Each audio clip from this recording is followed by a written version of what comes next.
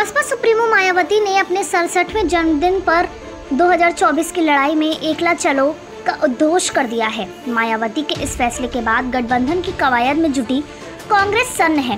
Party नेता दबी जुबान में बीजेपी के साथ इसे समझौता बता रहे हैं।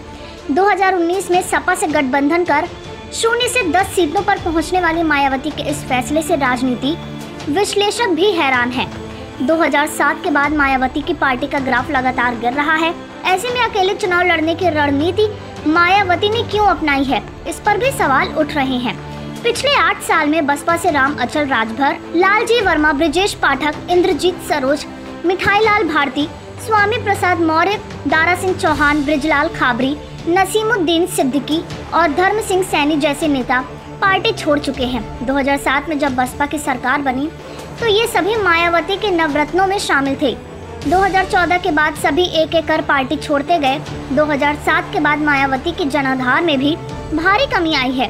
2007 में बसपा का वोट परसेंट 30% से ज्यादा था, जो 2022 में 12% के पास पहुंच गया है। कोर वोटर्स अब भी साथ। 1993 के बाद बसपा अभी सबसे बुरे दौर से गुजर रही है। पिछले 3 साल में 3 बार पार्टी संगठन में फेरबदल हो चुका है। इसके बावजूद बसपा का कोर वोटर्स उसके साथ है। यूपी में जाटव समुदाय बसपा का कोर वोटर्स माना जाता है, जिसकी आबादी करीब 12% है। 2022 के चुनाव में भले मायावती की पार्टी सिर्फ 1 सीट जीती, फिर भी कोर वोटर्स साथ रहा। ऐसे में मायावती अपने कोर वोटर्स में बूते 2024 और 2027 के चुनाव में एकला चलना चाहती हैं। भाई भतीजा को भी मैदान में उतारा। 2024 को लेकर मायावती ने पूरे यूपी को 7 सेक्टर में बांटा है और सभी जगहों पर प्रभारी नियुक्त किए हैं। मायावती ने पार्टी में नेताओं की कमी को देखते हुए मायावती ने भाई आनंद को बसपा का राष्ट्रीय उपाध्यक्ष और भतीजा आकाश को नेशनल कोऑर्डिनेटर बनाया है। दोनों सभी सेक्टर प्रभारियों के साथ मिलकर मिशन बसपा के लिए काम कर रहे हैं। साइडलाइन मुस्लिम नेताओं को तरजीह।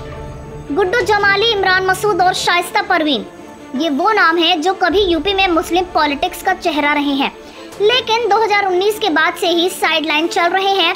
मायावती ने पिछले दिनों तीनों नेताओं को पार्टी से जोड़ा है।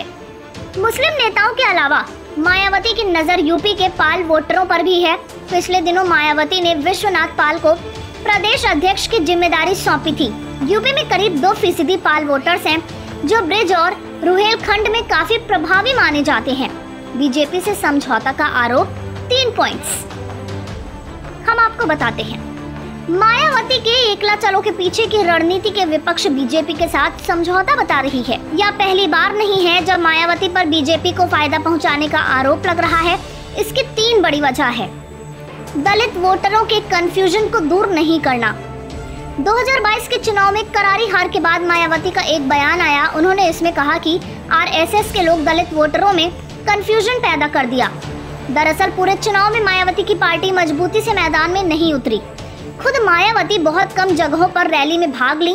ऐसे में बसपा के दलित वोटरों में मायावती यह संदेश पहुंचाने में विफल रही कि उनकी पार्टी बीजेपी के खिलाफ मजबूती से चुनाव लड़ रही है। इस वजह से पश्चिमी यूपी में दलित वोटरों ने जमकर बीजेपी के पक्ष में मतदान किया। बीजेपी से ज्यादा कांग्रेस पर हमलावर। मायावती आरक्षण और दलित मुद्दे पर बीजेपी से ज्यादा कांग्रेस पर हमलावर रहती हैं। प्रेस कॉन्फ्रेंस हो या ट्विटर, अक्सर कांग्रेस हाईकमान पर मायावती निशाना साधते रहती हैं। कांग्रेस ने जब पंजाब में दलित चरणजीत सिंह चन्नी को सीएम बनाया, तब भी मायावती ने इसे दिखावा बताया। बीजेपी सरकार के खिलाफ सड़कों पर प्रदर्शन नहीं। बसपा पिछले 10 सालों से विपक्ष में है, लेकिन पार्टी ने अब तक जनता के मुद्दों को लेकर सरकार के खिलाफ कोई प्रदर्शन नहीं किया है। बड़े बड़े मुद्दों पर जब बीजेपी घिरती है तो मायावती चुप्पी साध लेती हैं। हालांकि मायावती हमेशा बसपा के मिशन के तहत काम करने की बात कहकर इन मामलों से पल्ला झाड़ लेती हैं। क्या मायावती का एकला चलो की नीति से बीजेपी को फायदा होता है? वरिष्ठ पत्रकार अनिल चामड़िया इसे साजिश करार देते हैं। वे कहते हैं, राजनीति में सभी पार्टियों को चुनाव लड़ने का हक है। बसपा का गठन दलितों की आवाज उठाने के लिए हुआ था। इस दौरान मायावती जी ने बसपा में कई प्रयोग भी किए। अनिल चामड़िया के मुताबिक बहुजन विरोधी ताकत पहले दलितों में जाति बंटवारा किया और अब उसके वोटर्स को कंफ्यूज करती हैं। मायावती के अकेले चुनाव लड़ने की वजह से बसपा लगातार कमजोर होती गई। इसकी क्या वजह है? इस सवाल के जवाब में चामड़िया कहते हैं, चुनाव जीतने से ज्यादा जरूरी उद्देश्य पूरा होना है। बसपा प्रतीक के रूप में ही दलित मुद्दे उठा रही है, यही काफी है। इस सवाल के जवाब में सपा विधायक राम अचल राजभर कहते हैं, 2022 में मायावती जी अकेले लड़ी थी, परिणाम सामने है। 2024 के लिए भी उसी को आधार मान लीजिए। अम्बेडकर नगर में भी बसपा की हार होगी। राजभर अम्बेडकर नगर जिले से आते हैं, जहां अभी बसपा के रितेश पांडे सांसद हैं। राजभर आगे कहते हैं, पूरा देश देख रहा है कि बीजेपी के खिलाफ यूपी में कौन लड़ रहा है। यहाँ सपा गठबंधन की जनता के मुद्दे को उठा रही है। बसपा चुनाव लड़ने को लेकर गंभीर नहीं है। पिछले चुनाव में हमने इसे देखा है।